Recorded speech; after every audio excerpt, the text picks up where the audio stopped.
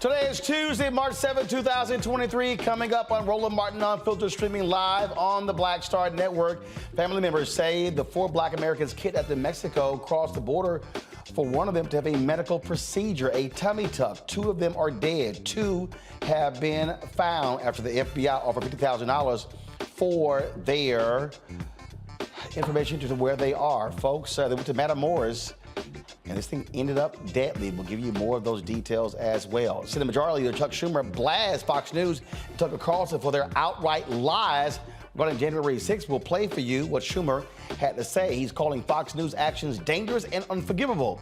They also a trash-ass network. U.S. home ownership increased in 2021. However, the rate of Black American home ownership still lags. I'll talk with the founder and CEO of Ready Life, an organization helping Black Americans close the gap. Florida's newly elected leader of the state's Democratic Party, Nikki Fried, here to tell us what she's going to do to turn the state blue. She has one hell of a job. Plus, in our Marketplace segment, a mother-daughter duo is helping folks get healthy hair and skin. They'll join us. It's time to bring the funk on Roland Martin Unfiltered on the Black Star Network. Let's go. He's got it. Whatever the miss, he's on it. Whatever it is, he's got the scoop, the fact, the find. And when it breaks, he's right on time and it's rolling. Best believe he's knowing. Putting it down from sports to news to politics. With entertainment just for kicks, he's rolling. It's on go, roll, y'all. It's Roland Martin, yeah. Rolling with Roland now.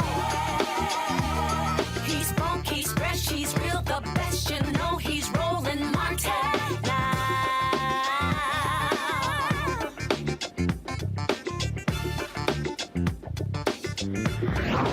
Martin.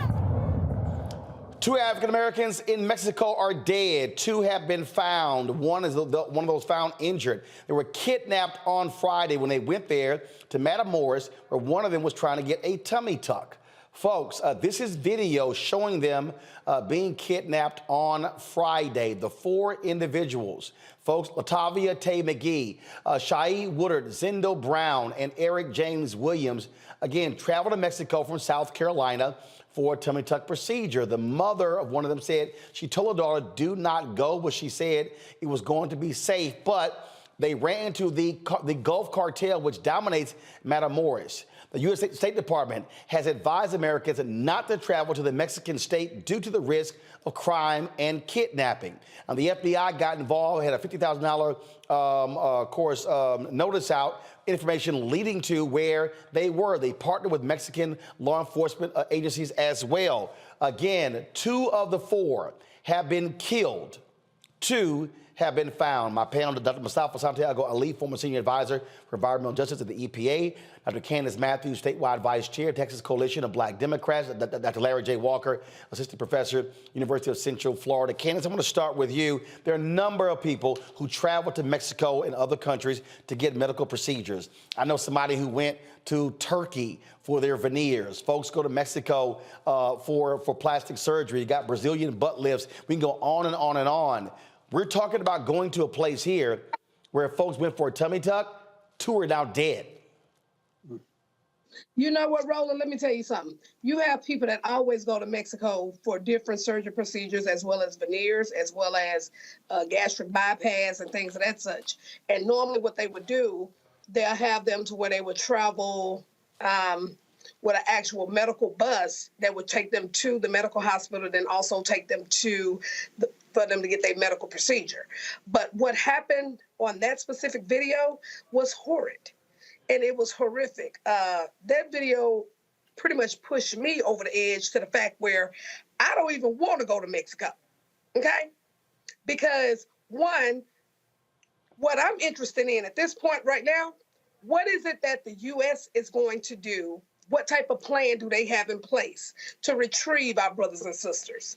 Also, I would like to know which civil rights organization or what civil rights organizations they are going to come into play to also work in congruence with the United States government to retrieve our brothers and sisters. Also, I was told allegedly they were targeted as Haitian drug lords. So this is interesting, it is scary, and it is close to home. Look, this is real simple, Mustafa. You don't know what you're walking into when you go into a foreign country. You don't know who's controlling what area. I mean, we talk about there being gang control areas in the United States. We're talking about in a place where, yes, where folks are killed, they are beheaded. So is a tummy tuck worth your life? Yeah, you got to make some hard decisions. It really shouldn't be that hard about saving a little longer and getting the procedure done here. There are numbers that about 300,000 people leave our country every year to go seek medical treatment, whether it is for plastic surgery or other things each year. And I've worked in Mexico on the border. I've been to Mexico City, a number of locations. It is not a place to play around. If you don't speak Spanish, and even if you do, you can find yourself in a really tough situation very quickly, because there are a lot of folks who get kidnapped and held for ransom. Unfortunately, we have these 2 of the 4 who lost their lives. So folks need to think really hard before deciding to go to Mexico or other countries that are unstable. Remember that the cartels really play a significant role in running government there when you really understand from a foreign process of what's really happening in that space. Bottom line here, Larry, I would caution anybody, especially any African American, it is not worth your life to travel to Mexico for any type of surgery whatsoever. You had better be paying attention to the State Department, their travel advisors, know where to go, where not to go. And it's just, again, it can be very dangerous. And yes, you can lose your life in one of these areas. So first, I want to send my condolences to the 2 individuals that lost their lives. And so, Roland, you highlighted a point I think I want to make, and people to understand who are watching the program. People, if you're going out of the country, you need to check the State Department website in terms of any updates. And often, the State Department will put out these warnings for countries, like you said, that you should not travel to. But secondly, traveling to Mexico or, like you say, any other country for cosmetic surgery, it's not worth it. Particularly, like I said, all the challenges along the border, and so like my colleague described in Mexico City and some other places. You have to be careful, and as Brother Mustafa said, if you speak the language, you still might find yourself in dire straits.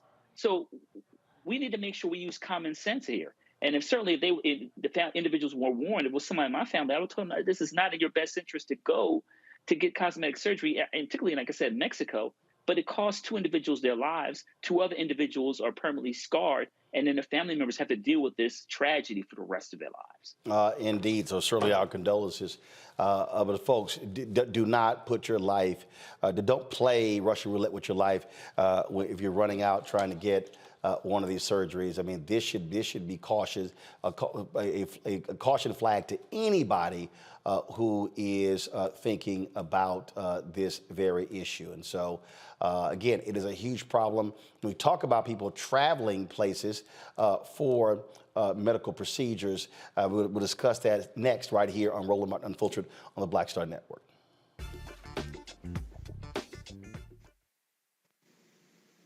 On the next, A Balanced Life with me, Dr. Jackie. Just who do you think you are? And maybe more importantly, who is it that you think you're trying to please? The answer to that second question is really wrapped up in the first. Think about that. Being the true, authentic you, no matter the circumstance. But we learn the art of forgiveness, not only of forgiving one another, but forgiving ourselves. And we also learn how to love ourselves so that we can love each other. That's next on A Balanced Life, here on Black Star Network. Next on The Black Table with me, Greg Carr. We featured the brand new work of Professor Angie Porter, which, simply put, is a revolutionary reframing of the African experience in this country. It's the one legal article everyone, and I mean everyone, should read. Professor Porter and Dr. Valencia Watkins, our legal roundtable team, join us to explore the paper that I guarantee is going to prompt a major aha moment in our culture. You crystallize it by saying, who are we to other people? Who are African people to others? Governance is our thing. Who are we to each other? The structures we create for ourselves, how we order the universe as African people. That's next on the Black Table, here on the Black Star Network.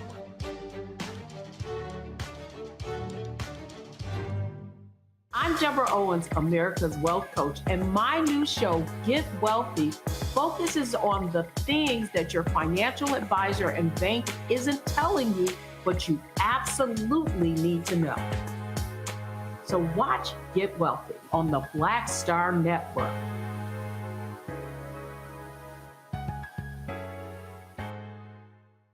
Hi, I'm Gavin Houston. Hi, I'm Carl Payne. Hey, what's up, y'all? It's your boy Jacob Lattimore, and you're now watching Roland Martin right now.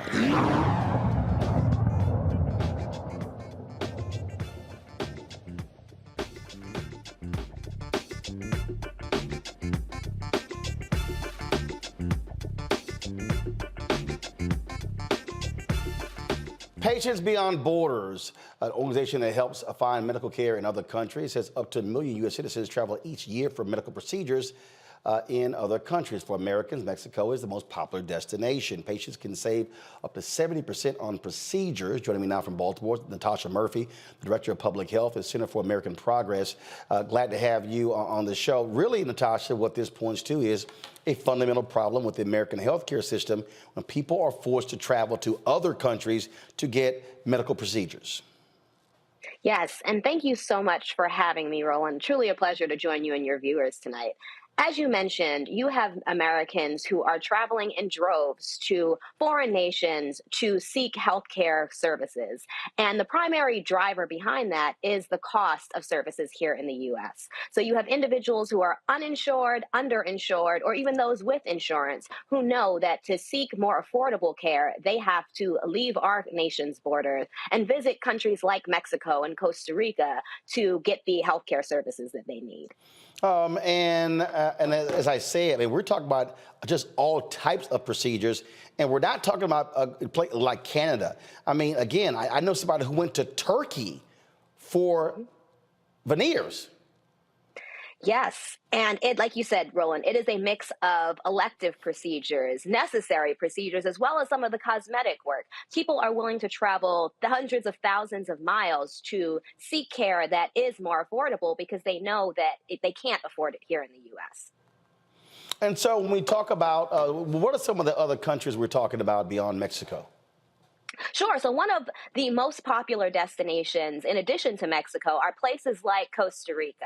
You also have areas like Thailand and India. And these are some countries that, due to just the dynamics of their healthcare landscape, you know, their governments play a more active role in negotiating prices and negotiating for more affordable elements like prescription drugs. And as a result, their healthcare costs are significantly lower. And that really is enticing Americans to cross borders to seek care.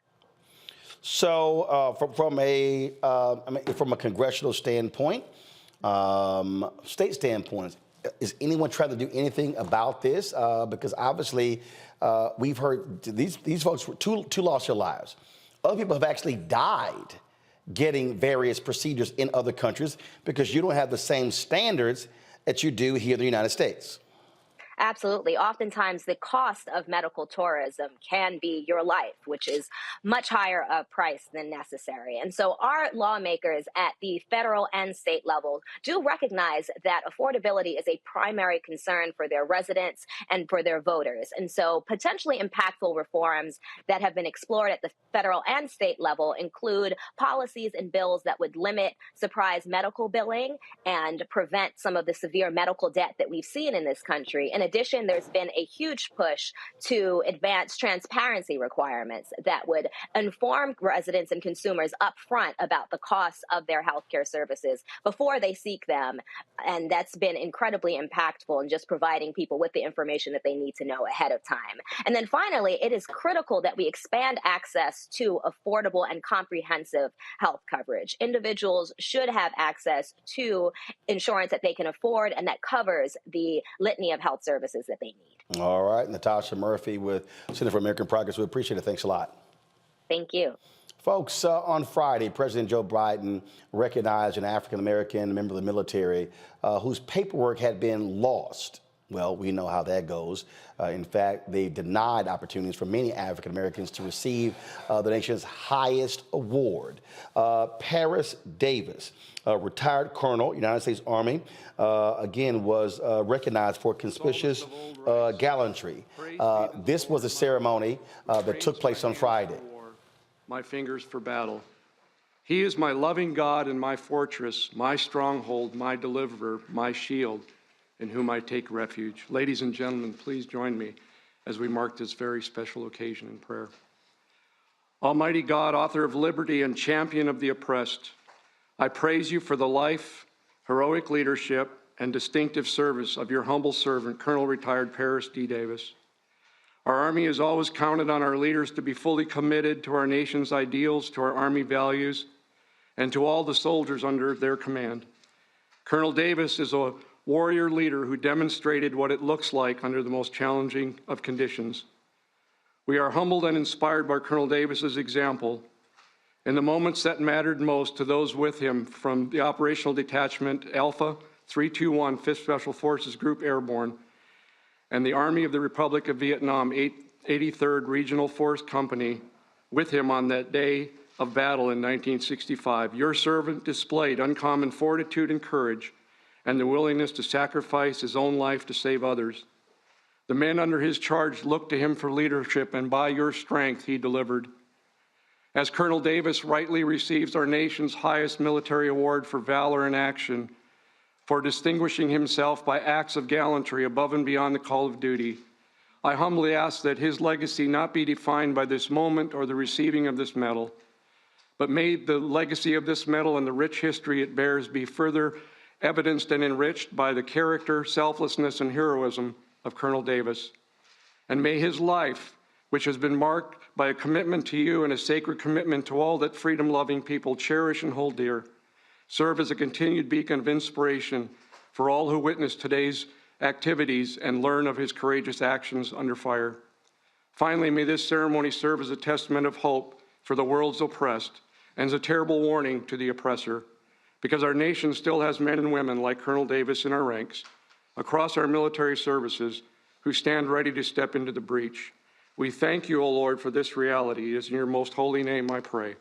Amen.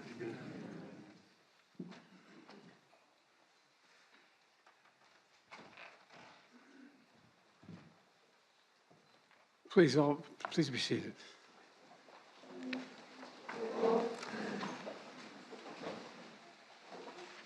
I have to say at the outset, I've had the great honor, and we have other Medal of Honor recipients here, and that I've been able to give one of those medals. And we have 5 here, but this, Secretary, may be the most consequential day since I've been president. It's an incredible man. 158 years ago today, in this White House, President Lincoln was putting the final touches on his second inaugural address. And he wrote, "Let us strive to finish the work we are in, to bind up the nation's wounds, and care for him who shall have borne the battle." Today, 58 years after he bore the battle, we honor a true hero of our nation, Colonel Paris Davis. I've had a chance to get to talk to him a little bit. We talked on the phone, and he doesn't know, but we're going to talk a lot more. Incredible guy. The Medal of Honor, created during Lincoln's presidency, is our country's highest military award recognizing gallantry above and beyond the call of duty. That word gallantry, it's not much used these days, gallantry. But I can think of no better word to describe Paris, to describe you. I really can't. Gallantry.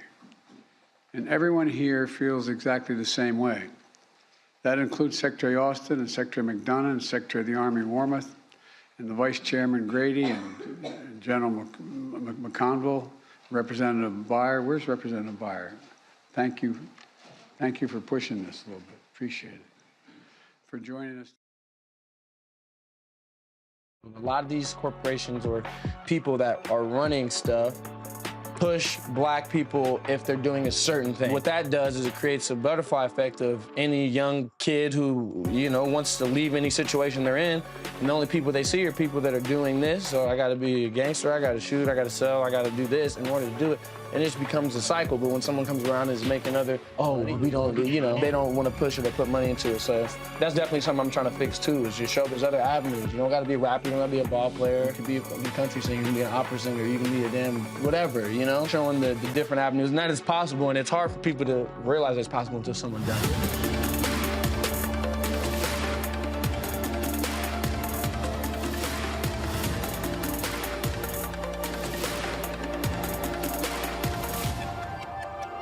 On the next Get Wealthy with me, Deborah Owens, America's Wealth Coach, the wealth gap has literally not changed in over 50 years, according to the Federal Reserve. On the next Get Wealthy, I'm excited to chat with Jim Castleberry, CEO of Known Holdings. They have created a platform, an ecosystem to bring resources to Blacks and people of color so they can scale their business. Even though we've had several examples of African Americans and other people of color being able to be successful, we still aren't seeing the mass level of us being lifted up.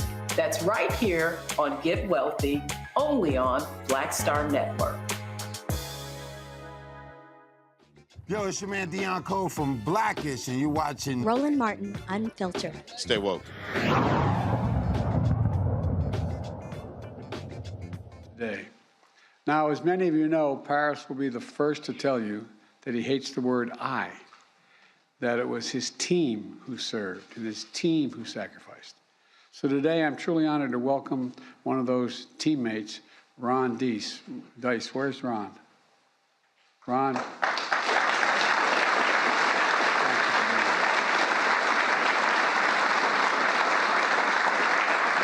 He was the airborne spotter for that team, and it was only a few days ago, right?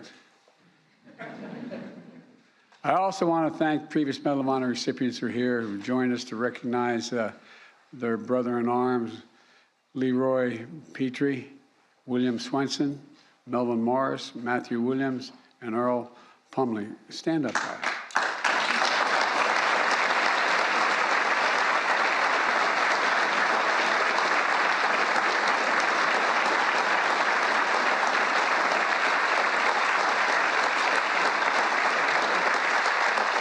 You're looking at courage in the flesh. And finally, Reagan Stephanie Paris, you already know this, but your dad was a hero, but he didn't have to win this medal for you to know that. You knew it all along. You really did, didn't you, when you were kids? You knew growing up. And, you know, and like you, I wish your brother Christopher was still with us to see your dad's finally recognize his story. You know, it's a story that didn't just begin in the Vietnamese village 58 years ago. Instead, picture Paris in 1956, the son of a Midwestern foundry worker, starting his first year at Southern University in the heart of Louisiana. The college football team quickly noticed that Paris had the grit and the guts it needed on the team. So before long, Paris not only joined the team, but he was named All-American before us. He's a very slow learner, this guy. I tell you what, but off the field, Paris saw constant reminders that to many, he was less than an American. And that in the eyes of the law, he was less than a person. Signs on bars that read whites only, seats on buses were off limits for African Americans, schools, streets, shops divided by segregation. Paris endured all of this and still chose to join his college ROTC unit, volunteering to serve a country that in many places still refused to serve people who looked like him. Right away, it was clear that Paris was a born warrior. He became an Army Ranger. Then he jumped at the chance to join the Green Berets, becoming one of the nation's first black Special Forces officers.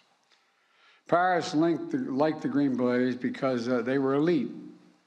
It wasn't just, as Paris once said, Joe here, Joe there. By the way, it didn't offend me you said Joe here, Joe there. You know what I mean? That didn't bother me. But the Green Berets, like our country then, weren't free from discrimination either. People pulled Paris aside to warn him. Are you sure you want to join? There aren't a lot of people like you, look like you in this outfit. Well, remember, this was only 14 years after President Truman desegregated our military, only 14 years later. But Paris didn't listen to them, and thank God he didn't. Paris helped write the history of our nation. And this year, we celebrate the 75th anniversary of our first fully integrated armed forces, and name Paris Davis will still stand alongside the nation's pioneering heroes. You know, in the early hours of June 18th, 1965, and his captain, then Captain Davis, and his team with 3 other Green Berets were wrapping up a job well done. And together, they just finished a 10-mile march through the night to support a company of South Vietnamese soldiers on their first combat mission, a raid against the Viet Cong, thick in the jungle of Bong Song. The raid was a success. But as the sun began to rise, the men heard that haunting sound ring out. A bugle, a sure sign of a counterattack. Within minutes, the jungle lit up with enemy fire. Hundreds of Viet Cong began to swarm Captain Davis and his team, pinning them down in a rice paddy with no cover. Captain Davis rallied his team to fight back. Getting so close to the enemy, he was battling them hand to hand. Hours, this is the part that stuns me, hours into that fight, Captain suddenly heard a sound worse than the bugle, his teammate crying out for help. His team sergeant had been shot badly in his foot and his leg, trapping him in the middle of the paddy. And it got worse. On the far side of the field, his weapons specialist was stuck in a cesspit after being temporarily knocked out by shrapnel. You know, and even further beyond him was his medic, who had been shot in the head. Captain Davis realized he was the last American standing. Without hesitation, he yelled, "I'm coming for you. I'm coming for you." He called in friendly fire and gave a little bit of cover to run out and rescue his team. On his first attempt to get to Team Sergeant, Captain Davis was shot in the arm and had to turn back. Captain Davis waited for another window and sprinted back out again. But his team sergeant was stuck. Captain Davis couldn't fully break him free before he had to return to cover. He didn't give up, though. That's not the Green Beret way. For his third time, as enemy fire rained down on him, he ran out. Captain Davis freed his team sergeant, threw him over his shoulder, and started carrying up the hill to safety. Captain Davis got about halfway up the hill before a bullet pierced his leg. Then, in front of him, another Green Beret sergeant who had just arrived to the battle to reinforce the team was shot in the chest and now needed to be rescued as well. Captain Davis limped up the hill with his team sergeant on his shoulder. He'd been fighting for around 10 hours, but Captain Davis didn't hesitate. He went back down the hill to retrieve the reinforcement who had been just shot in the chest, all 240 pounds of him. Next, Captain Davis ran to his weapons specialist, who was struck in that cesspit. Viet Cong fighters continued to spray gunfire across the field as Captain Davis threw his teammate a rope, pulled him out, and began to haul him up the hill as well. But this time, by this time, the rescue helicopter had landed. Captain Davis' commander gave him a direct order, "Get on board." Davis' response was just as direct. "Sir," he said, "I'm just not going to leave. I still have an American out there." Unsure if he was still alive, Captain Davis began to plan how he would get his medic. Just the day before, the medic had found out he was the good news. He was a new father. His wife had given birth to their first child. Captain Davis was going to give him a chance to see his baby boy. He pinpointed the medic's position and began crawling toward him, with gunfire and grenades still exploding around him. When he got there, the medic, still alive, asked him, "Am I going to die? Am I going to die?" Captain Davis said, "Not before me." Still fending off the Viet Cong assailants, Captain Davis hauled his medic up the hill. And nearly 20 hours later, after that bugle first rang, Captain Davis had saved each one of his fellow Americans. Every single one. Just as the story of Paris Davis did not begin on June 18, 1965, it does not end there either. Captain Davis went on to become Colonel Davis, serving more than 25 years in our military and earning a PhD on top of that. He received the Silver Star, the Bronze Star, the Air Medal, the Purple Heart. And even after he hung up his uniform, the captain continued to serve the community, founding the Metro Herald, a newspaper that focused on his local community and civil rights issues. I wish I could say that this story of Paris' sacrifice on that day in 1965 was fully recognized and rewarded immediately. But sadly, we know they weren't. At the time Captain Davis returned from war, the country was still battling segregation. Returned from Vietnam to experience some of his fellow soldiers crossing the other side of the street when they saw him in America.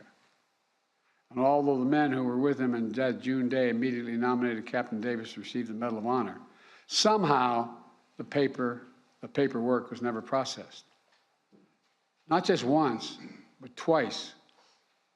But you know what Captain Davis said after learning he would finally receive the Medal of Honor? Quote, "America was behind me. America was behind me."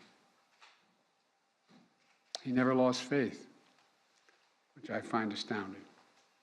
He never stopped believing in the founding vision of our nation, a vision that Lincoln kept alive 158 years ago, and a vision Paris fought to defend 58 years ago. This vision for a more perfect union, one where all women and men are created equal. You know, we're the most unique nation in the world. We're the only nation founded on an idea. Every other nation is founded based on a philosophy, based on ethnicity, religion, whatever, an idea. It's captured in, we hold these truths to be self-evident, that all men and women are created equal, endowed by their Creator with certain inalienable rights, life, liberty. We've never fully lived up to it, but we've never walked away from it. This is evidence we're still not going to walk away from it.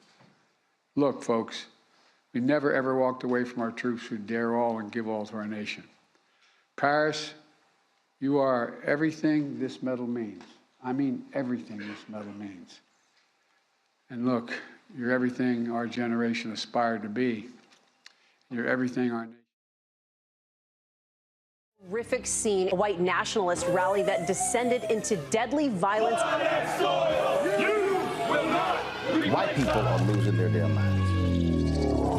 As an angry pro-Trump mob storms the U.S. Capitol, we've seen shootings. We're about to see the rise of what I call white minority resistance.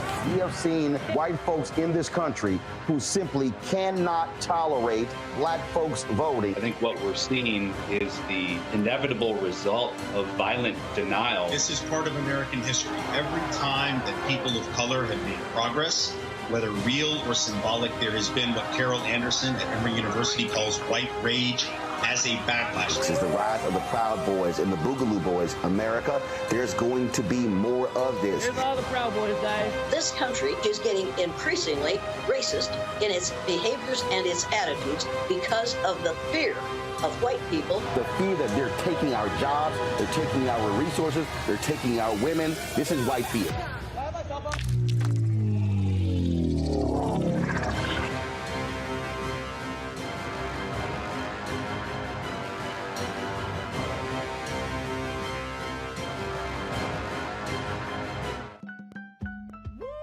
We're all impacted by the culture, whether we know it or not. From politics to music and entertainment, it's a huge part of our lives, and we're going to talk about it every day right here on The Culture with me, Faraji Muhammad, only on the Black Star Network.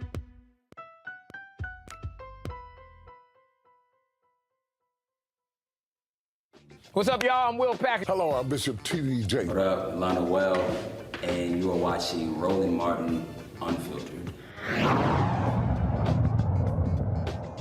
Best. Brave and big-hearted, determined and devoted, selfless and steadfast. American. American. And now, at long last, it's my great honor to ask Lieutenant Colonel Rowe to read the citation.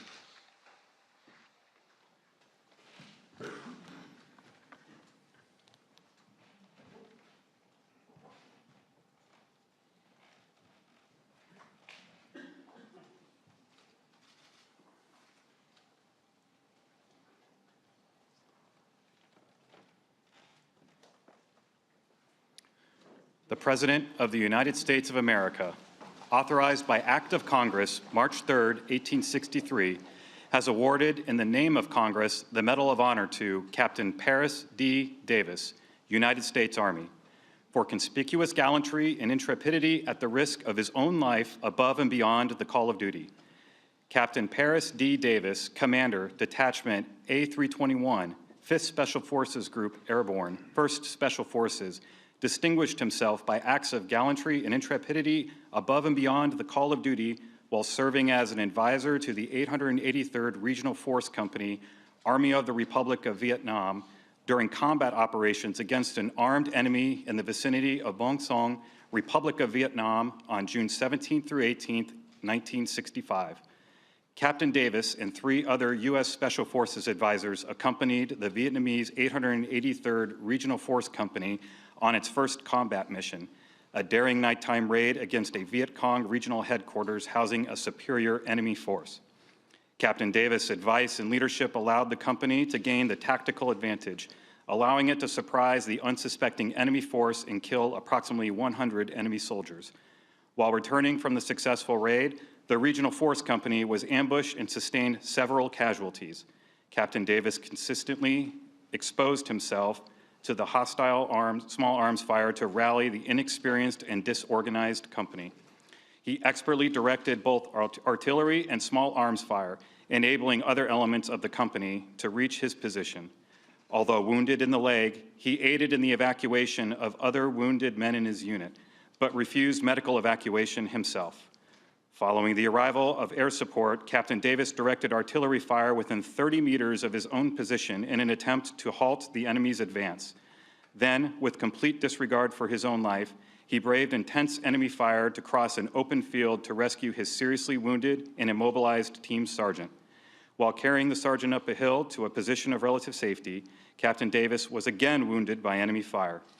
Despite 2 painful wounds, Captain Davis again refused medical evacuation, remained with the troops, fought bravely, and provided pivotal leadership and inspiration to the Regional Force Company as they repelled several Viet Cong assaults on their position over a period of several hours. When friendly reinforcements finally arrived, Captain Davis again refused medical evacuation until he had recovered an U.S. advisor under his command who had been wounded during the initial ambush and presumed dead. While personally recovering the wounded soldier, he found him severely wounded but still clinging to life. Captain Davis directed the helicopter extraction of his wounded colleague, not leaving the battlefield himself until after all friendly forces were recovered or medically evacuated. Captain Davis' heroism and selflessness, above and beyond the call of duty at the risk of his own life, are in keeping with the highest traditions of military service and reflect great credit upon himself, his unit, and the United States Army.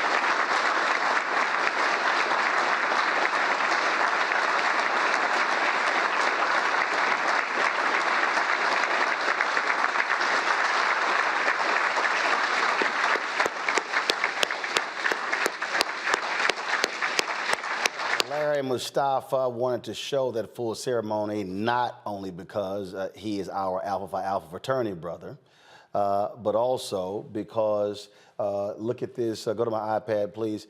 This is what is shameful, Larry.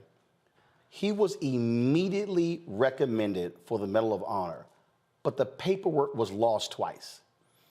This man is 83 years old. he could have become an ancestor and never gotten this recognition.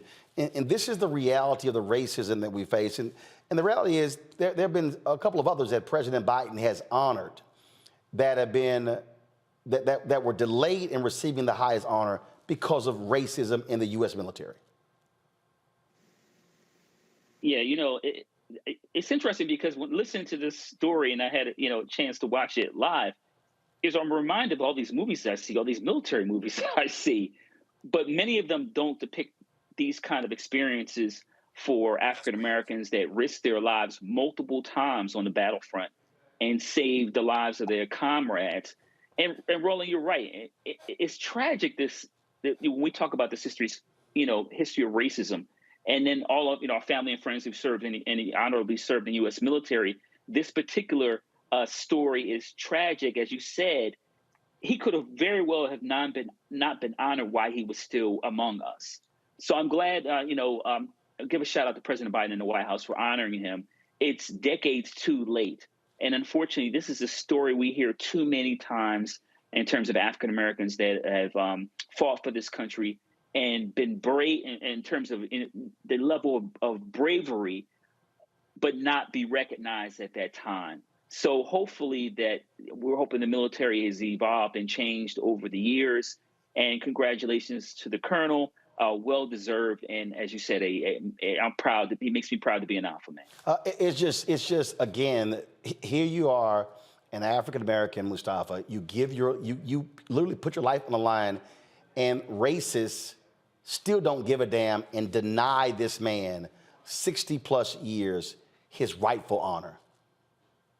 Yeah, it's amazing the things that Black soldiers have had to go through. And, first of all, it is an honor that he was finally recognized for his service and dedication to our country. It's interesting when you look at how many people have received the Medal of Honor. There have been 3,516. And out of those, only 95 have been African American. So when you look at the percentage of the folks from our communities who have actually won the award, it's about 3%. Even though we know that we show up in huge numbers to defend our country. I grew up, my stepfather actually was shot twice in Vietnam and never received the Purple Heart or any other medals for his service. So I know that, it is still real that there are men who are out there who have never been recognized for their dedication to our country. But I want to thank President Biden for trying to do what he can to rectify, the disproportionality that comes with honoring our veterans. Candace? Our Black veterans. Candace, go ahead. Okay, and you know what? I'm just going to say this. Kudos to President Biden for doing what's right. I really appreciate that. But I'm also saddened because racism has raised its ugly head once again. Because Captain Paris was supposed to got this award. And then all of a sudden you saying that they lost the paperwork twice? We know that's a damn lie. You didn't want to give this man an award who defended his country over a country who don't give a damn about him. And I'm just going to be straight up about it. But at the end of the day, I'm glad that he was able to get it, because at the end of the day, he can rest well knowing that his work wasn't done in vain. No, absolutely. Folks, this is, again, it boggles the mind, but it really doesn't. And when you listen to these people out here who act as if, oh, systematic racism doesn't apply. Think about it. To Mustafa's point, how many other soldiers who have made the ultimate sacrifice have never been honored? Yes, there's a Black Secretary of Defense in retired 4-star General Lloyd Austin. But the fact of the matter is, this is what we see and deal with on a constant basis. African Americans not getting their just due, not just in the military, but in many other places as well. This is the story of Black people in this country. And so when you listen to folks like Governor Ron DeSantis, and they don't like telling Black history, When you look at their attacks on critical race theory, their attacks on books by black authors, their attacks on African-American studies programs, it is because this is the America they want to deny. They love to paint this picture. And everything is wonderful, that America is the greatest country the world has ever seen, that all these things that y'all talk about, why can't y'all just let that stuff go? Well, if we did, Colonel Paris doesn't get honored. If we did, numerous other African Americans all across this country who have done things in cities and states and towns and locales would never get honored. In Atlanta, they're going to be unveiling a statue to Zerona Clayton. Good, well-deserved. And there are so many other African Americans who deserve to be honored. Yet we have a country that gladly will defend, or really a party, an ideology, largely white conservatives, who will gladly defend Confederate statues. I told you when I was in Texas, the monument that's there, dedicated to white domestic terrorists, a massive monument. This is the stuff that we have to deal with in this country. And so when someone says, oh, you should just forget those things, you should say, no, we can't. Because if we did, the Colonel Parises would never get their just due, would never get their respect and their honor. Which is also why the next generation can't be as callous and just have disregard to what happened before. Well, we must understand it's our responsibility as the current generation to ensure the next generation understands that the fight continues. Bernard Shaw, the late anchor at CNN. I remember when I called him and I said I wanted to use this clip when he was critical of white men in newsrooms. And he said, Roland, every generation has its turn. It's now your turn. Meaning, as African Americans, our job is to ensure that we are fighting on behalf of those heroes and sheroes who have been ignored, who folks want history to simply forget, who want us to somehow act as if their heroism is not deserving of public praise. It is our job, and we must continue to fight for them every step of the way. And so if you're sitting there watching and you say, this is performative, this doesn't impact us whatsoever, tell that to the families of the men that he saved. Tell that to his family, because now his children's children's children will be able to say that our father, our great-grandfather, our great-great-grandfather, our great-great-grandfather was honored with the nation's highest honor, that in the face of racism and bigotry, he still cared enough about his fellow soldier. That is the story of black people in America.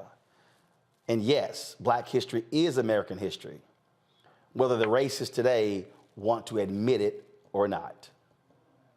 Folks, be sure to download the Black Star Network app, Apple phone, Android phone, Apple TV, Android TV, Roku, Amazon Fire TV, Xbox One, Samsung Smart TV. Also, support us in what we do. Your dollars make it possible for us to do this show every single day. And trust me, it is not a cheap endeavor when it comes to the studio and when it comes to the staff. Our studio alone costs $15,500 a month. When it comes to our staff, you may think these costs are no big deal, but trust me, when we spend more than $3,000 a month, even on fiber optic lines to be able to broadcast this show, that's what it takes. Our monthly expenses are about $185,000. And so when you see this show, when you see the Black Star Network, that's what it costs. So your dollars matter. Send your check and money orders to P.O. Box 57196, Washington, D.C. 20037-0196. Cash App, $RM Unfiltered. PayPal, R Martin Unfiltered. Venmo, RM Unfiltered. Zelle, Roland at RolandSMartin.com. Roland at RolandMartinUnfiltered.com. We'll be right back.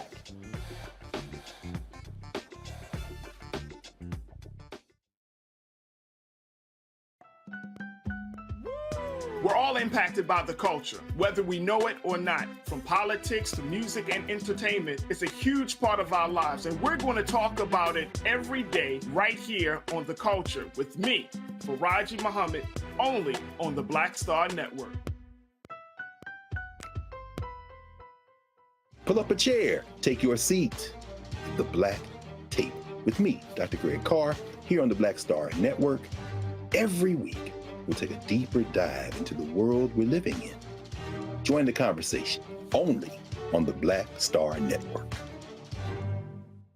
When you talk about blackness and what happens in black culture, we're about covering these things that matter to us, speaking to our issues and concerns. This is a genuine people-powered movement. There's a lot of stuff that we're not getting. You get it, and you spread the word. We wish to plead our own cause. Too long have others spoken for us. We cannot tell our own story if we can't pay for it. This is about covering us. Invest in black-owned media. Your dollars matter. We don't have to keep asking them to cover our stuff. So please support us in what we do, folks. We want to hit 2,000 people, $50 this month, raise $100,000. We're behind 100,000, so we want to hit that. Y'all money makes this possible. Checks and money orders go to P.O. Box 57196, Washington, D.C. 20037-0196. The Cash App is $RM Unfiltered. PayPal is R Martin Unfiltered. Venmo is RM Unfiltered. Zelle is Roland at RolandSMartin.com. This is Judge Mathis. What's going on, everybody? It's your boy, Mac Wiles, and you are watching Roland Martin Unfiltered.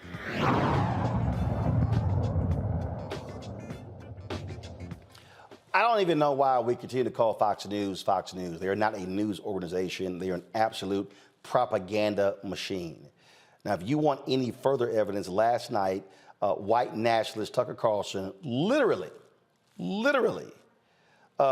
said this about what took place on January 6th. 3 weeks ago, thanks to the new Republican Speaker's office, we gained access to thousands of hours of surveillance video that help answer that question.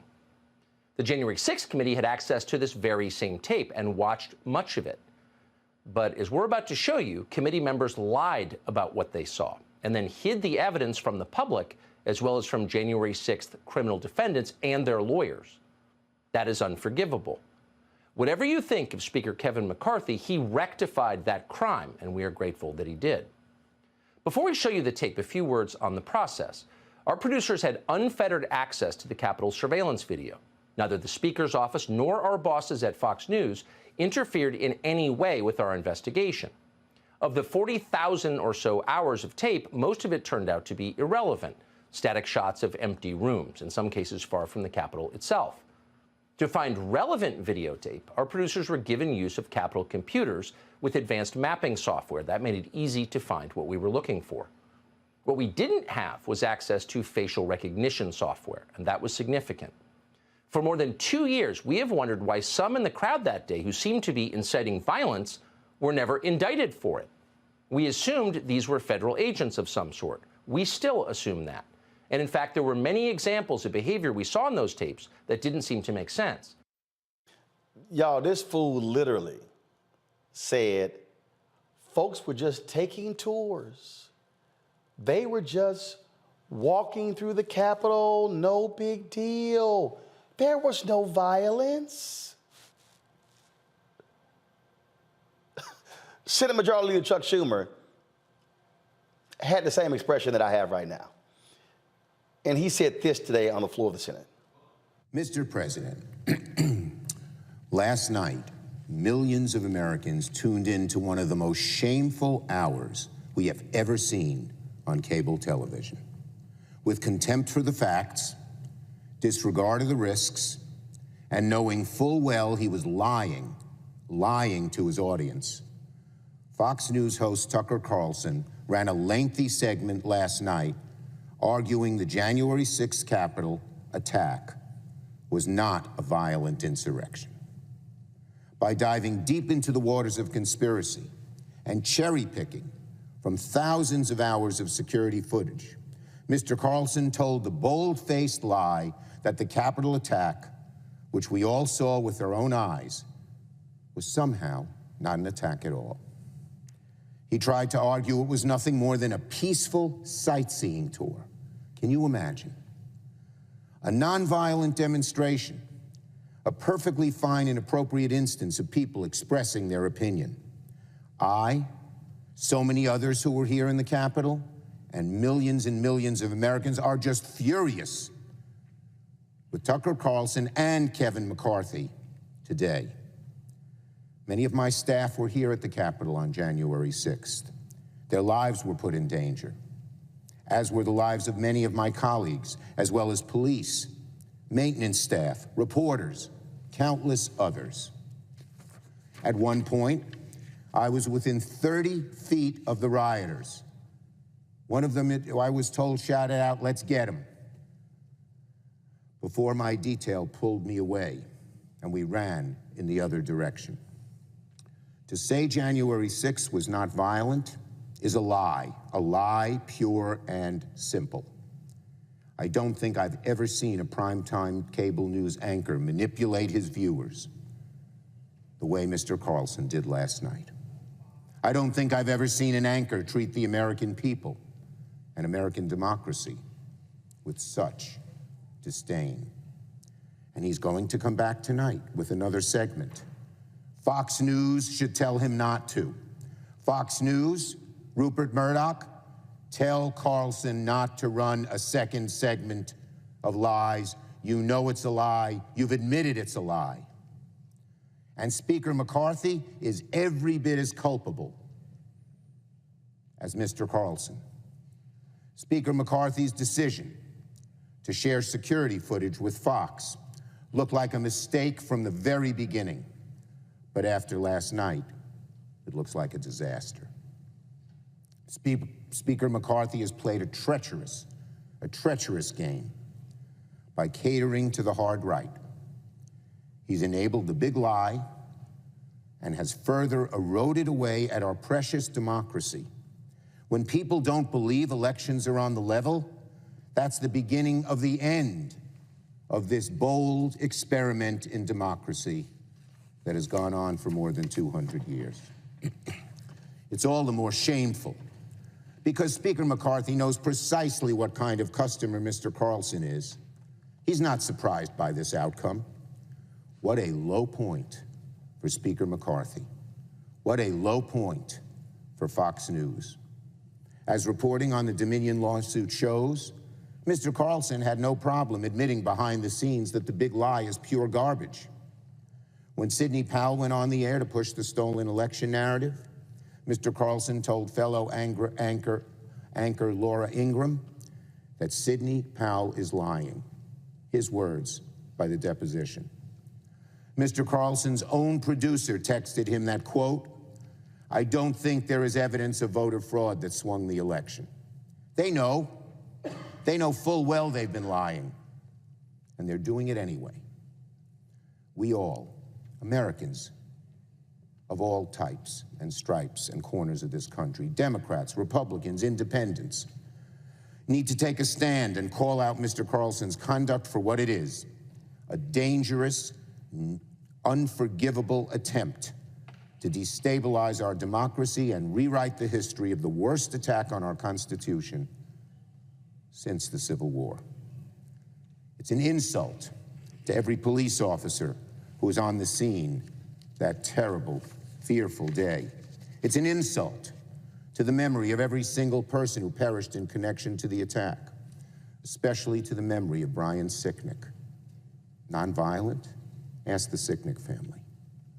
It makes me sick just thinking about what his family must be going through this morning. And it's an insult to everyone who cares about our democracy and wishes to preserve the dream of our founders in our day, in our age. I hope every member of this chamber will call out Fox and Mr. Carlson for defending the insurrectionists. And again, I am disappointed and angered in Speaker McCarthy's decision to share sensitive security footage with Mr. Carlson. Speaker McCarthy was here that day. He knows what actually happened.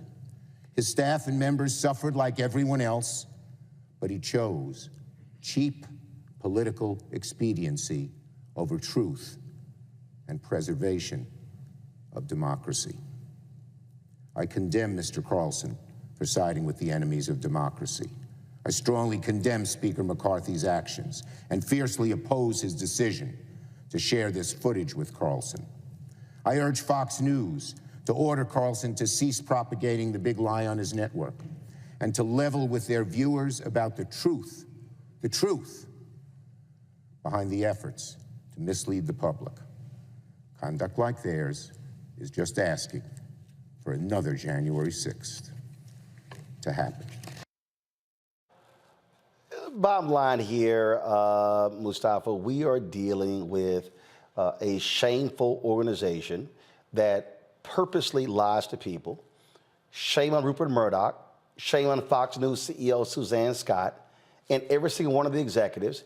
We now know they were afraid of their audience for telling the truth and calling Arizona for Joe Biden. These people are despicable, and you have no leadership to let this man, Tucker Carlson, go on a show and lie. Let me tell you something right now.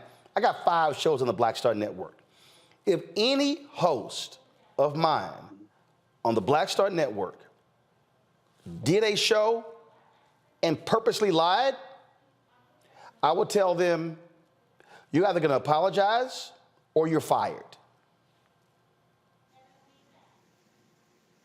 Yeah, and and that's the way that it has to be, because folks can't have confidence in the information that's being shared if we don't have that higher standard that folks who are sharing important information have to live by. But we know that Fox News is all about erasure. It's about erasure of truth. It's about erasure of the impacts that are happening. It is about the erasure and then the rebuilding of narratives, if you will. And we know that Tucker Carlson right now is doing a CYA set of actions, because both Fox News and himself know that they're in trouble with the Dominion case that's currently going on. So we understand these dynamics, but we also got to ask the question, where's the FCC and where are others in pushing accountability? Well, first of all, the FCC has no jurisdiction here because this is a cable network. They only regulate broadcast. Yeah, that is correct. I guess it comes down to each and every one of us also making sure there's accountability. For those folks who are sponsors on these shows that are pushing these false narratives, we got to make sure that we are not supporting them, or we're reaching out to them and letting them know that we will no longer utilize our dollars with them if they continue to support this misinformation that is continuing to be pumped, because it is dangerous and it does nothing to help our country. So we have to realize that we also have power in this moment to play a role in the accountability that's necessary in keeping Fox News in check. Candace? In my opinion, everybody, let's hold hands. Welcome to another petty episode of white people fighting each other, but not going to do anything to help Black people. Okay? You can't save a republic until you end racism. Okay? What happened on January the 6th was motivated by racism. It was a clear view of what racism looks like today. So just me seeing these white people going back and forth with each other, but y'all really don't have the interest of what you gonna do for Black people. So you better go find you something else and find you something safe to do. The thing here, Larry, they want to tell a different story. They literally want to tell all of the millions watching, hey, there was no violence. It was sightseeing. I mean, Tucker Carlson is a flat-out liar. So is Sean Hannity. So is Laura Ingraham. And if you're Rupert Murdoch and you're Suzanne Scott, you are knowingly allowing one of your employees to completely lie about January 6th, and you're lying to the audience, and you defend that because, oh, they might go to Newsmax and elsewhere. This is a trash network. So this conversation about, what happened January 6th reminds me, it kind of parallels the same folks who believe the Confederacy was about states' rights, but states' rights to do what? And, and it's almost like, Roland, I feel like when I used to watch wrestling on Saturday mornings back in the day when I was a kid, I thought it was real until someone told me it was fake. This weird idea about what is reality and what is not is always so strange for me when it comes to Fox News. But they give folks spoon-feed folks the information based on their beliefs they already have. Fox News will continue to tell these lies. We will continue to have problems when it comes to democracy if we don't put it to an end. Now, I know we've talked, people talk a lot about this lawsuit with Dominion, but the fact of the matter is that Fox has made billions of dollars off of all these fabrications, these blatant lies. But once again, what does it cost? The cost is our own democracy. And sharing this footage also puts many members of Congress in danger because it also, so this is a really tragic time in our country's history. The last thing I want to add, Roland, is as a former congressional staffer with my boss, I've walked with him with a badge on and tried to get to the U.S. Capitol and have Capitol police officers stop me. So we saw on January 6th what happened in terms of how they pulled back and let a lot of folks were able to get in the building, fight their way into the building. But the idea of that, how in terms of a country, we just allow folks to get away with this and some people in this country not willing to do anything about it is tragic. And once you say we never put Fox News, we have to put this to an end. At the end of the day, folks, this is a lying network. They don't believe in truth. They don't believe in honesty. They will allow their people to go on the air, purposely lie in order to keep making money.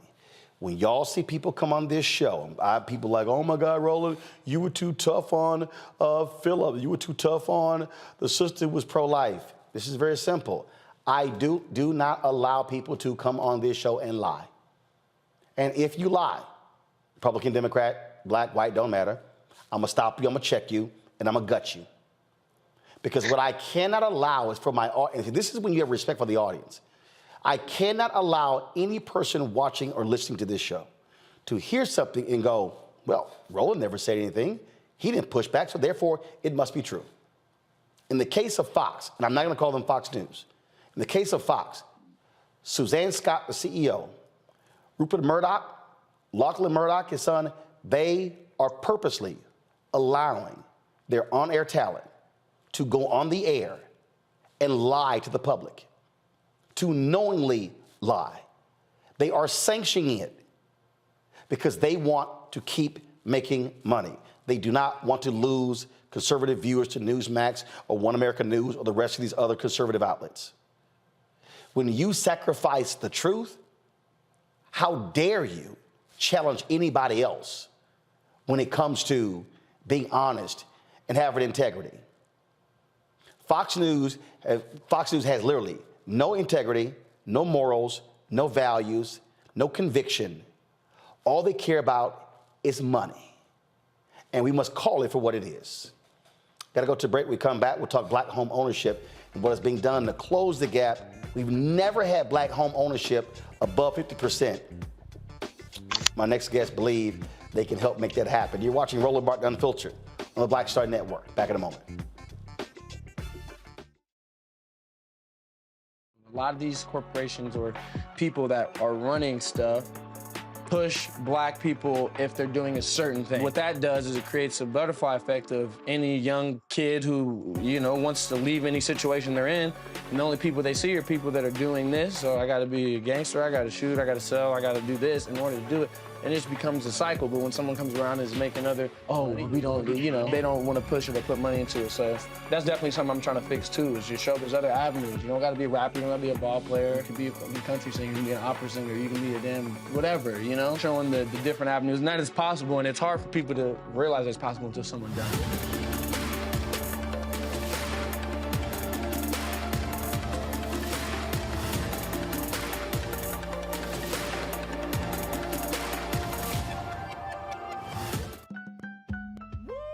We're all impacted by the culture, whether we know it or not. From politics to music and entertainment, it's a huge part of our lives, and we're going to talk about it every day right here on The Culture with me, Faraji Muhammad, only on the Black Star Network.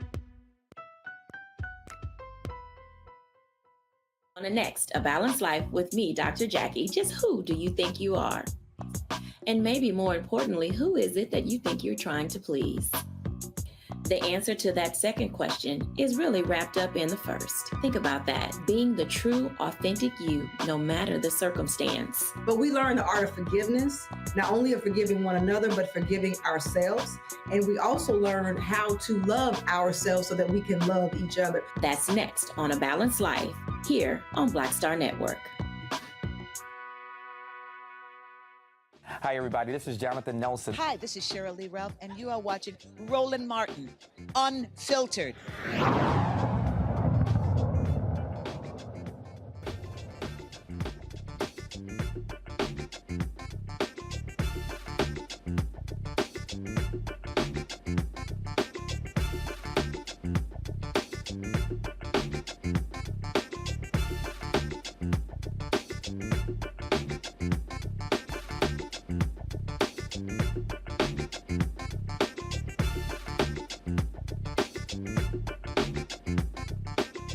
Folks, the black-white home ownership rate in this country is at its widest gap in more than a decade. The national rate for home ownership is 65.5%. For African Americans, it is 44%. It has never actually exceeded 50%, and we've seen what has happened since the Fair Housing Act of 1968. That number's actually dropped at one point to almost 40%. We lost a significant amount of wealth during the home foreclosure crisis from 2006 all the way through present day. Some 53% of black wealth was wiped out due to the home foreclosure crisis. And so we still right now are dealing with a massive housing crisis in this country because in 2010 to 2020, we had the fewest number of homes built in the United States since the 1930s. It was less than 10 million. We pretty much averaged about 20 million homes being built per decade from 1940 through 2010. That was not the case for 2010, 2020. And so there's a black-owned firm that's trying to impact this. Ashley Bell is the founder and CEO of Ready Life, and Montel Williams is a Ready Life advisor. Ashley's in LA, Montel is in Miami. Glad to have both of you here. So for folks who don't know, Ashley, you were on before talking about this here. So exactly what is Ready Life and how have y'all had an impact on helping African Americans get home ownership? Well, thank you, Roland. It's good to be with you again. Good to see you briefly in Salt Lake City at our brother Kenny's event he had there.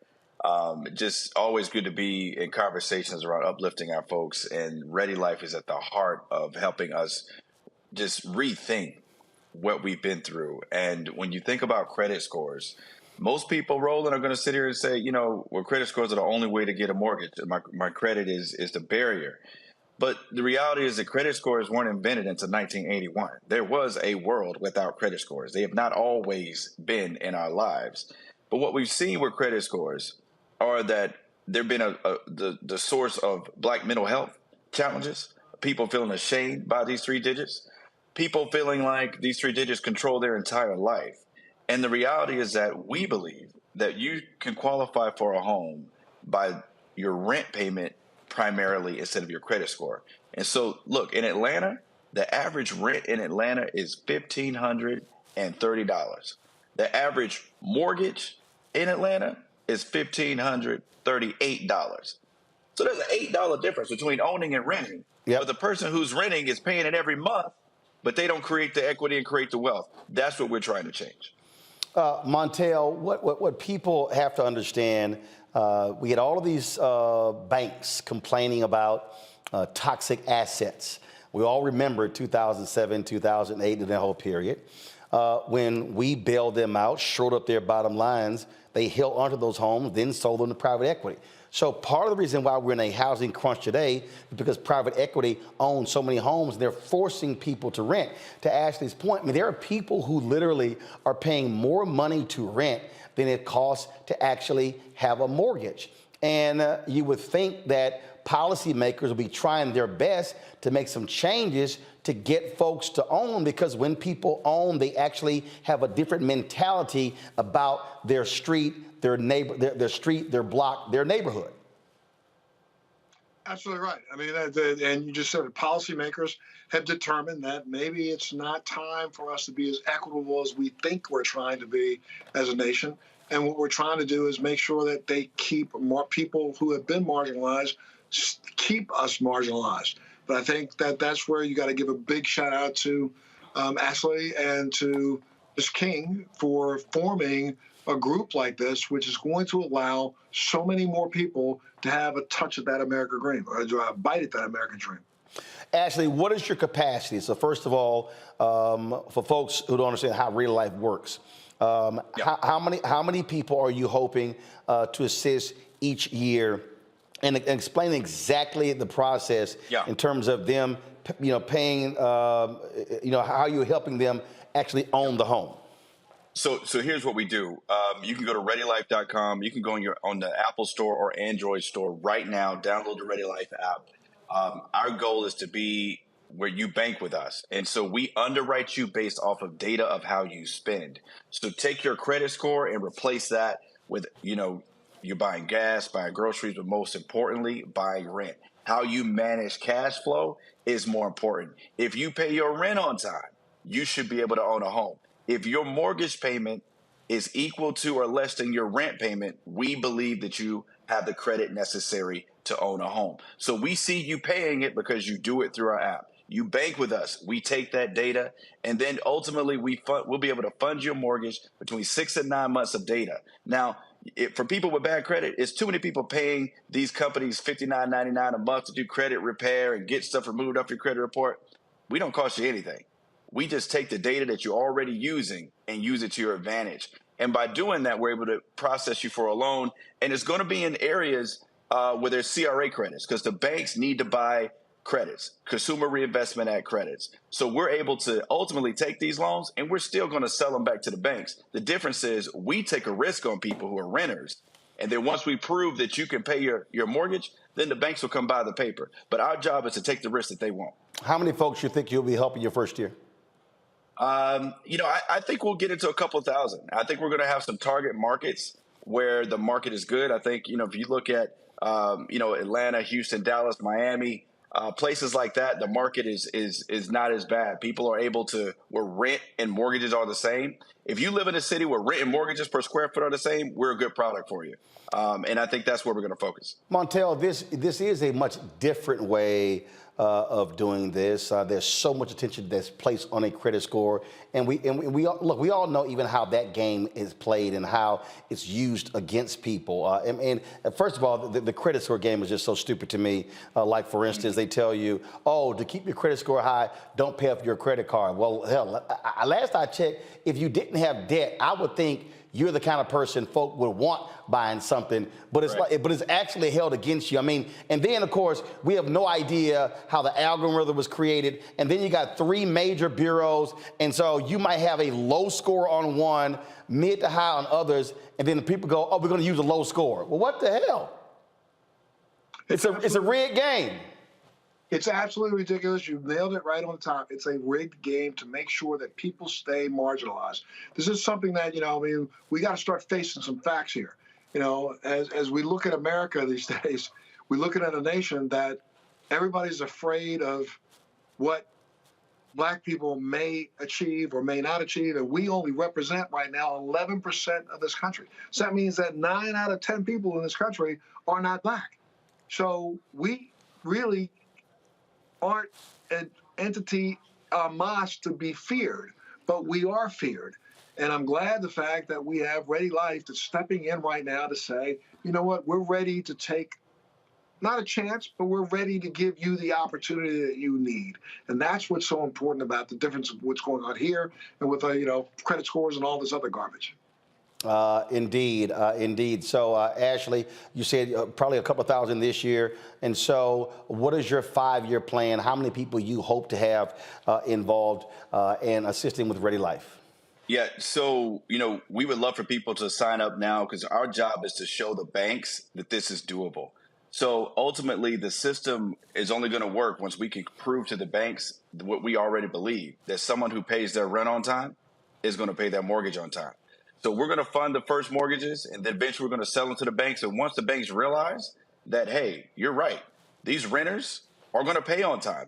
Then we'll open up an entirely new marketplace, and we won't be the only ones doing it. You'll see what normally happens in America. Once you prove you can do something, everybody jumps in the game. But that's what we want. I want to have the competition. I want more people out here offering credit scoreless mortgages because, to your point, the average age of the first black homeowner is 48 years old in this country. You're 48 years old before you buy your first home if you're black in America. You sign a 30-year mortgage, but you die at 75, which means that your mortgage is still due and you still owe debt by the time you die at 75. We're trying to take that down a decade. So not only do we want to get mortgages out the door, we want to make the mortgage borrower younger. So if you're out there right now, you got a college student who's paying rent, they should be paying it through Ready, because the moment they get out of college and they get their first job, they can own a home at 28 instead of 48. That is how you create wealth. Get that starter home, sell it, roll it into another home. So about 48, they're sitting on hundreds of thousands of dollars of equity so they can start a business, take care of their family, do whatever they need to do to take care of mom and dad. That can't happen if you're not buying a home until 48. We got to get the age younger. Share it with your college students, with your young people. Indeed, because I bought my home 1999. Let's say it was $122,000. The last appraisal was appraised at $325,000. I paid it off in 2008. My parents lived there. My sister and her daughter used to live there. So there were 3 generations of my family living in the house that was paid off. So they've been able to live, and their economics are impacted by not having to pay rent or pay a mortgage. So that's also how home ownership works. So even though I'm not there, they still are able to benefit from it. That's how, again, we are able to impact when we actually own, as opposed to always be in a position to rent. That appraisal that you talked about, you got to understand that right now in this day and age in America, just because you are the owner, your appraisal probably came in about 15 to 20% lower than someone who's comparable house in a white neighborhood. Yep, absolutely, absolutely. And trust me, for the last 4 years, they've been blowing up my phone with text messages and calls asking, do I want to sell in cash? And I'm like, nope, leave me the hell alone. Because mom and dad doing just fine there. Ashley Bell, Montel Williams, we surely appreciate it. Thanks a lot, gentlemen. Thank you, brother. All right, got to go to the break. We'll be back. Roland Martin Unfiltered on the Black Star Network. YouTube, folks, hit that like button. We should easily be over 1,000 likes. Share button on Facebook. Same thing on our Black Star Network app. And don't forget, download our app. We're trying to get to 100,000 downloads real fast, folks. We've crossed the 1 million threshold on YouTube. Let's have 1 million downloads of the Black Star Network app.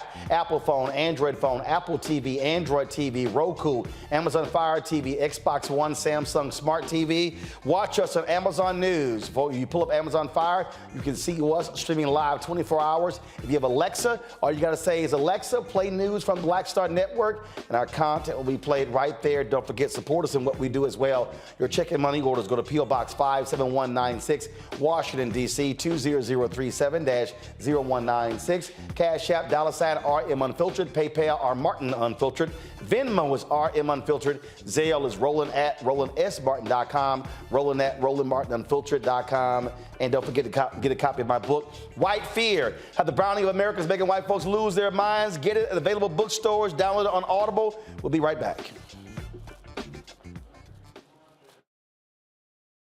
Folks, Black Star Network is here. Hold no punches. I'm real revolutionary right now. Black power. Support this man, Black Media. He makes sure that our stories are told. Thank you for being the voice of Black America, Roland. Stay black. I love y'all. All momentum we have now, we have to keep this going. The video looks phenomenal. See, this difference between Black Star Network and black-owned media and something like CNN. You can't be black-owned media and be scared. It's time to be smart. Bring your eyeballs home. You dig?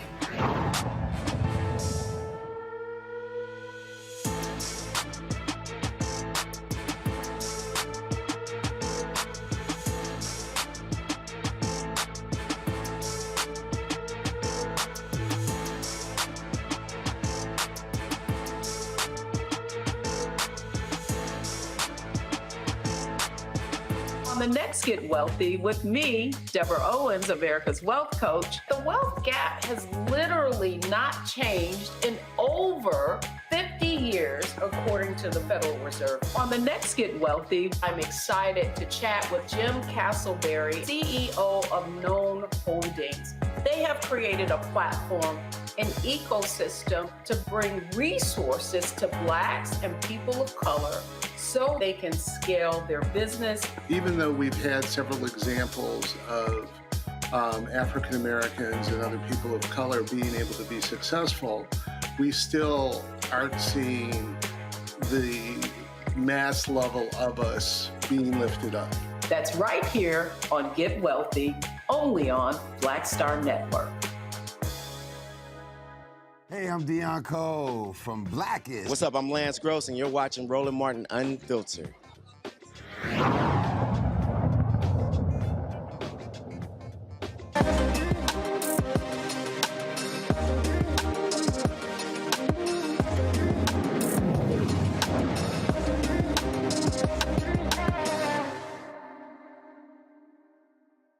Caused her hair loss. A gun there spent months testing a variety of oils, butters, and creams to Eloria and her mother Eugenia to help Eloria's hair grow back. After finding nothing that worked, the teen entrepreneur and mother created a line of products to help other Black girls and women maintain their hair while undergoing chemotherapy and other treatments. The duo then soon launched Elora Beauty. Elora and Eugenia join us now from Calgary, Alberta, Canada. Glad to have both of you on the show. And so walk us through this process. I mean, it's always interesting when you start doing something on your own, when you can't find what's out there in the marketplace. And so just what was that process like for you? Oh, sorry. Hi, Roland. This is my first time doing this, so I'm a little bit nervous. But don't worry about it. Just take your time. We'll walk you through it. It's all good. Okay, so when you're talking about what was the process like, do you mean with the disease itself, or? No, in terms of y'all just deciding, like, whose idea was to say, hey, all right, let's do our own hair care product company. And then how did you start putting together, start making calls and going through all of the machinations to build a business? So that would be me, Roland. Hi. So when Eliora lost her hair, we tried products out there to kind of help with the growth. But at the time, Eliora was 8 and she had been out of school for about a couple of months. So she was nervous going back to school without any hair, and we're kind of desperate to find something that would work quickly. So I just started to experiment with, oils and butters that we had at home. And they started working. The hair started growing out thicker and, healthier with more density. And then, a couple of friends who knew what the process was when she lost her hair started asking about it. So we spent a whole year, giving it out to friends and families just to see if the result would be the same. And by the second year, we decided to have an official launch. And at that time, I was still making it at home, small scale. But now we've kind of grown it to, having a co-packer down in Quebec, handling all the production. And, that's where we are now. So for both of you, did you have any experience in running a business and working in a hair care business prior to this?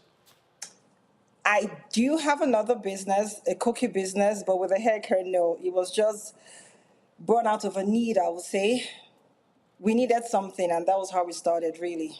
And so now how do y'all divvy up duties? Who does what? She tries to, I do all the formulation and dealing with the chemist and dealing with the lab. So she handles the social media. Market it and stuff like that, making videos to post. Yeah. All right, so how do y'all settle disagreements? Sounds like there are at times disagreements. Yeah. Just mother telling the other what to do, I guess. Come on now, okay, first of all, what are y'all titles? Are you co-CEOs? How do y'all work that out? Yes, co-founders, both of us co-founders, yeah. So she goes to all the, vendor events, and she gets to talk to people, and I kind of handle the more intense consultation, telling people how to take care of their hair, basically. So she handles she's the face. So she's prettier than I am, so she's the face. All right, so when y'all having disagreements and you disagree with Mama, how do you handle that? We pull that in. We pull that in. Go ahead. that's when Dad comes in. I think the only disagreement we've had, really, or we have, is just time management. Yeah. She gets tired sometimes of going for trade shows and having to sit all day and talk to people. Yeah, and then I go, well, it says Eliora Beauty, not Eugenia Beauty, so you have to be there. I think it's just like balancing between being able to like market the product and then also with like other stuff I have going on, like school or just like extracurriculars. So sometimes there isn't like there aren't enough videos to post on the Instagram. So that's kind of where we start to have an argument about need to do more videos and stuff like this. How old are you? I'm 15. Okay, you're 15. And so when your mom is arguing with you, not enough videos, do you say, well, why don't you go shoot some videos then? Well, usually I say that like my sister can help shoot videos because she really likes to make videos too. Like she's learned how to do it now. So usually that's I'm like, well, Ketro can also make some videos. So that's usually how it goes. But then she's like, but you're like the face of the brand and stuff like that. So it's kind of like a back and forth. Yeah. Gotcha. Questions for my panel. Candace, you're first. Well, first of all, congratulations. I am so excited to hear about this. So my question is, what did you all do to get the actual product to help with Black women edges? Because you know that's a problem that we have because we were wearing those freestyle braids, you know, and getting a perm and trying to get the braids at the same time. And took our edges out. So tell me, what product that you all put together to help with Black women edges? So that's actually one of our best sellers, and it's the Edge Booster, we call it. So we have two variations of that, and that actually works for the edges. So we have people with really, really thin edges, and they use it for months, and they come back and they say this actually works. And one of the things that I would say that really helps the Black hair will be texture. So we needed something that will make the hair more manageable, and that's where the hair mask and the leave-in conditioner comes in. You know, because we have specific butters and oils that actually went into that to help to make the hair more manageable, you know, to reduce the amount of tears, particularly for children on, wash days. Mustafa. Yeah, I got to ask the question for the fellas. Do you also have products that, can help our hair as well? So for the hair, I guess the same products that work for the ladies will work for the men as well. Yeah, but like for beards and stuff, we have like conditioner, shampoo, and a beard serum. Larry, you don't have a need for their products, but you still have a question. Well, I got the beard. So they said some serum for the beard. So I can check out the beard products, but the hair products, we do have. Those days are gone. So my question is testimonials. So I know Roland talked about your story in the background, and if you could talk about what you're hearing, particularly from Black women, because we know it's the challenges Black women in hair in our society. Can you talk about the testimonials you heard from people to use your products? We have a whole lot, I have to say, and that's what makes it really fulfilling. We have photos on Instagram with, comments and text messages from mothers who have tried the product with before and after photos saying, this was how it was when I started using it, and it's been a month, this is what I have now. And we have moms usually or clients take photos of day 1 and day 30 just to be sure that they too can actually see how far their hair has come. We get customers sometimes to take photos of the shedding that they have when they wash their hairs before they start to use our product, and then take shedding of the photos after they use our product. That way they can compare and see how healthy the hair is in between using our products. All right, then. All right. So you have these products here. And so are you looking to add more products down the line? Yes, based on customer feedback, yes, we are planning. So what we have right now, it's basically hair growth. The products we have right now were formulated based on the problems we're having at the time. So these are just engineered towards hair growth. We have had people who have thinning hair, and they've talked about, we need something that'll make our hair thicker, more density. We have moms who have asked for detanglers. So those are things that we are working on, but we can't rush it. We have to make sure it actually works before we put it out there. So that will probably happen maybe next year or the year after, or the year after. All right, but also, so what is this Chin Chin Crunchy Cookie Snack that was in the package? So that goes out complimentary with every order. So that's actually my business. Chin Chin is it's West African. Originally, we are Nigerians, and that's what I had growing up as a child as a snack. So it's complimentary for every order. So that just went in there. That's a cookie. You should try it. All right, then. Well, look, we appreciate it. Look, good luck. First of all, where can people get your products? So we ship worldwide, and it's available on the website, eliorabeauty.com. And you can also ask questions if you have any from our Instagram, or send an email. There's always someone, available to answer any questions that you might have. And we do ship to the U.S. as well. All right, then. Well, look, we certainly appreciate y'all being with us. And so let's work out those co-founder dynamics. Yes, we will. When it comes to decision making. And we appreciate it. Good luck. Thanks a lot. Thank you so much, Roland, for having us. Thank you so much. All right. Thank you very much. All right, folks. When we come back, we'll talk about the new head of the Florida Democratic Party. She's got a tough job trying to rebuild and restore a party that has been crushed in the last several elections. We'll talk to her next on Roland Martin Unfiltered on the Black Star Network. Next on The Black Table with me, Greg Carr.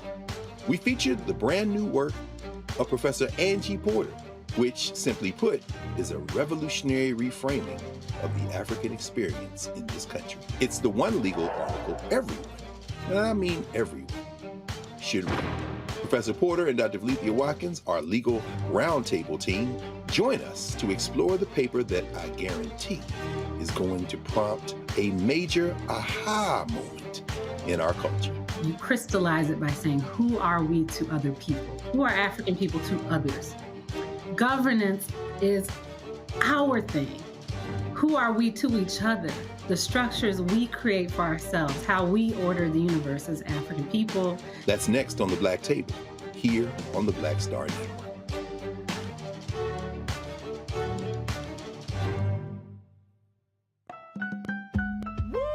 We're all impacted by the culture, whether we know it or not. From politics to music and entertainment, it's a huge part of our lives, and we're going to talk about it every day right here on The Culture with me, Faraji Muhammad, only on the Black Star Network.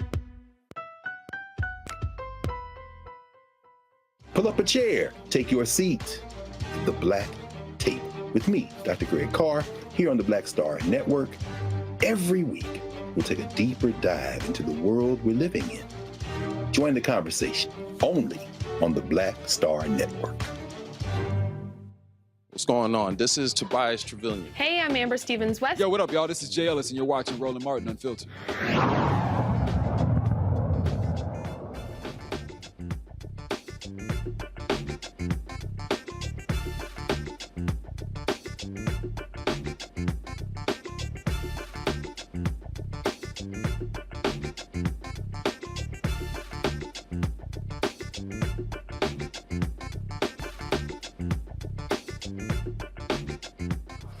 All right, folks, Democrats in Florida have suffered a whole lot the last several different elections. Remember, it was Andrew Goodman who, first of all, oh my God, 30,000 votes. 30,000 votes. That's all he lost by to Ron DeSantis, Andrew Gillum. But of course, DeSantis, we now see what happens when he's governor of Florida. Then, of course, you have Trump winning Florida. Republicans have been crushing Democrats across the state. It is a party that is in disrepair, unorganized, you name it. People have said all kinds of different things. My next guest, her job is to try to rebuild it. Nikki Fried has a very tough task at hand. She's the new head of Florida Democratic Party. Nikki, glad to have you back on the show. You would have arguably, I say, a tougher job trying to restore your Democratic Party in Florida than President Biden has leading America. I don't disagree with that. I think that I've got the toughest political job in all of America. And it was definitely not something that I had originally thought was going to be the next chapter of my life. But as you just said, we got to start winning again. And the party is in such disarray. But we'll get there. We will get there. We are going to fix this. And remember, the thing, what jumps out at me also, I think about the same thing in Texas. Where, I hope Beto O'Rourke decides to lead the party there. And it's just, you're dealing with these red states and how things have gotten very difficult in terms of winning statewide. Republicans are controlling a supermajority in the House as well, gerrymandering, all these different things.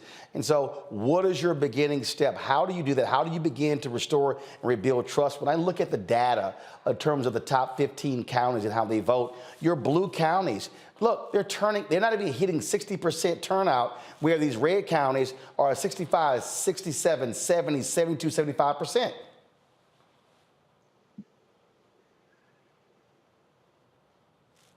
Nikki? I just lose. Yep. Am I still here? Yep, you're here. Right. Go ahead. Looks like you're here. That's kind of like spotty. Look, here's the thing, Roland. Like, this didn't happen overnight. As you know, I was the last statewide elected Democrat. I ran out with Andrew in 2018 and was able to win that election cycle.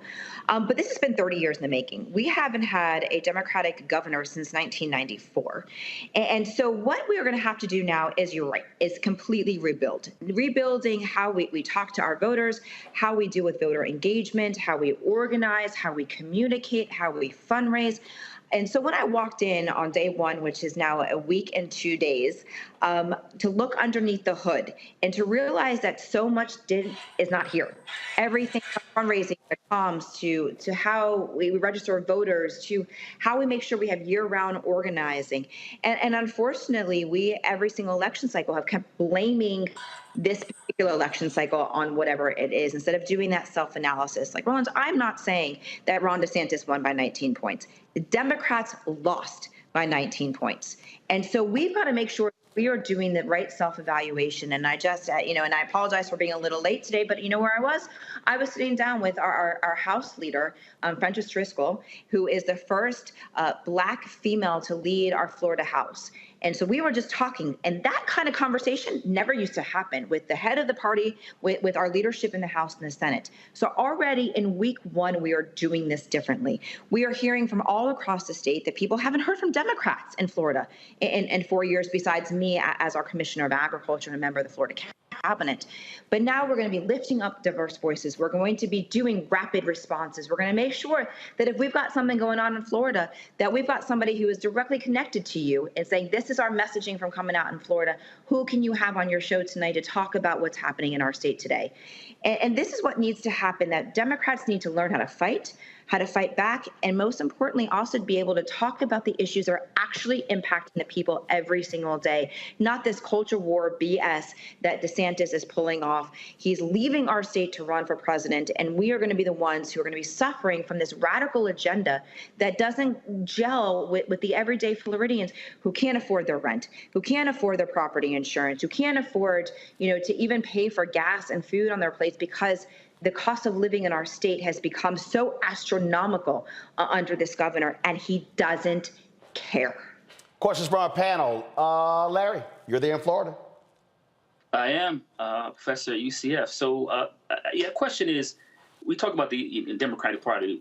Roland already highlighted you did in terms of being bulldozed, right? We've got some serious challenges for Democrats. And when you look at the state's demographics, it's in the third largest state and one of the most diverse states in the country. And I'm wondering, and congratulations on your new election, if you plan on, in terms of, you talk about issues that people care about, talk about the kitchen table, are you planning on doing some kind of listening tour? I know you have to work on getting the Democratic Party organized and differences in the party, but what do you plan on doing in terms of a listening tour and going throughout the state listening to voters and figuring out how not only can have a stronger platform, but also in terms of recruiting even more people from minoritized backgrounds. 100%. You know, I'm thinking things through very, very differently than we have thought before. You know, first of all, yes, you can't, the car can't run if the tires aren't even on. And so first things first is I've got to put the tires back onto the car. But then we are going to be doing statewide tours, talking and most importantly, listening to our stakeholders in every demographic across the state, from the Panhandle all the way down to Key West, from our Black community to our brown community to our Muslim community to our faith-based community to our rural community, and listening to what's on the ground. The added benefit of me being chair is that I just came out of being our only statewide elected for 4 years. I just came out of running for governor of our state. So I have been doing a listening tour when I was running for governor to hear that. But it's going to be important that we're bringing those diverse voices into the party. So we are thinking through differently of creating a kitchen cabinet, of bringing back different diverse voices, making sure that there's a line item in our budget for community engagement year-round in all of our minority communities, making sure that we've got funding that's going towards our Black-owned radio and TV and print, and making sure that we are putting ourselves into positions that, one, we are listening, but we're showing up. You know, how many times have I heard from our pastors across the state, why do Democrats only come to our churches right before election time? That ends. We're putting together a faith council. I keep hearing from our youth, we don't have a seat at the table. You keep discarding our youth and the next generation. We're creating a youth council. We're going to be able to start looking at things differently, because coming again from an elected's perspective, I know what needs to get done on the ground. We just didn't have people that are willing to roll up their sleeves and stop the internal fighting. You know, Democrats have loved to do this. We love to take on each other, push people down, kill our youth, and not willing to lift each other up, lift up those diverse voices. So this is going to be a new day. Is it going to happen overnight? No. It took us 30 years to get here. But having those really hard conversations, making sure that people like you and Roland that are at the seat of the table, so that we make sure that we are listening to the message. I mean, even still, what I just talked about with our minority leader in the House was that we've got to be thinking through the next 60 days. Unfortunately, we've got a radical Looks like Nikki froze. Let me know when we get her back. Until hopefully we'll get her back. Candace, until we get her back, you're facing the same problem there in Texas, having to rebuild the statewide Democratic apparatus. Oh, absolutely. And I feel exactly what she's going through, because when I tell you, we're dealing with it here. But what I'm more interested in is what is her messaging is going to be to the disenfranchised voters who refuse or simply stop voting, because that is a task that we're dealing with here in Texas. 75. Now, yeah, there was a poll that shows 75% of young voters in Texas didn't even vote in the last election. They didn't. And that is a task that we're dealing with right now. And so I have to put the cowboy hat on and go and talk crap. And I have to tell a lot of these Democrats, we go in like the mafia when we go into our SDC meetings. And I let them know, I say, look, you cannot be scared to go in the hood. You cannot be scared to go to the strip club, because them strippers can vote. You can't think you two better to go into the trap houses to get them to come out to vote. But you have to have the proper messaging in order for those people to respond. That's the key. Mustafa, 45 seconds, real quick, your take. We got to make sure that we're strengthening that Democratic base with the messaging that's necessary. But the other part of it, too, is that there are about, I forget what the number is, 4.4 million folks who are non-affiliated. How are they going to make sure that they're also engaging with those folks to win them over to the Democratic Party? Well, first of all, you can't win over non-affiliated unless you win over affiliated. So you got to rebuild brick by brick, and I think that's really what Nikki Free's task is. We'll reschedule her, some issues with her Skype there, and we'll certainly get her back on the show. We'll try to get her back on tomorrow, but definitely want to hear more of what she has to say. Folks, that is it for me. I got to go. Don't forget, folks, support us in what we do. Download the Black Star Network app, Apple phone, Android phone, Apple TV, Android TV, Roku, Amazon Fire TV, Xbox One, Samsung Smart TV. Join our Bring the Funk fan club. Send check and money orders. P.O. Box 57196, Washington, D.C. 20037-0196. Cash App, $RM Unfiltered. PayPal, R Martin Unfiltered. Venmo is RM Unfiltered. Zelle, Roland at RolandSMartin.com. Roland at RolandMartinUnfiltered.com. Let me thank Larry, Mustafa, and Candace. Thank you so very much. Always glad to have my two Alpha brothers here and a fellow Texan on the show. Thanks a bunch, folks. Don't forget, get my book, White Fear, How the Browning of America is Making White Folks Lose Their Minds. All bookstores, Amazon, Barnes & Noble, and Audible as well. I will see y'all tomorrow. Ho!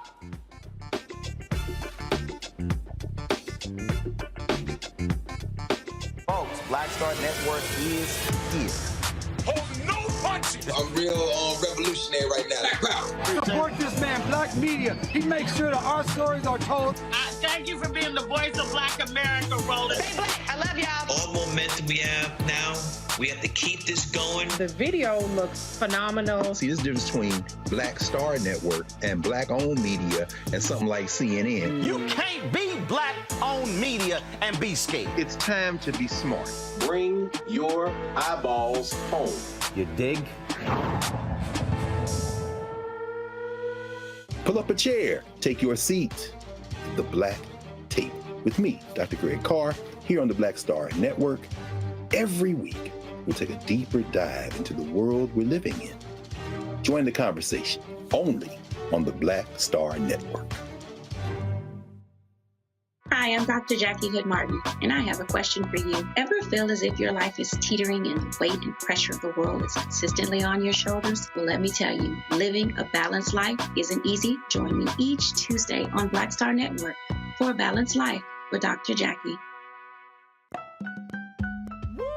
We're all impacted by the culture, whether we know it or not. From politics to music and entertainment, it's a huge part of our lives, and we're going to talk about it every day right here on The Culture with me, Faraji Muhammad, only on the Black Star Network. I'm Deborah Owens, America's Wealth Coach, and my new show, Get Wealthy, focuses on the things that your financial advisor and bank isn't telling you, but you absolutely need to know. So watch Get Wealthy on the Black Star Network.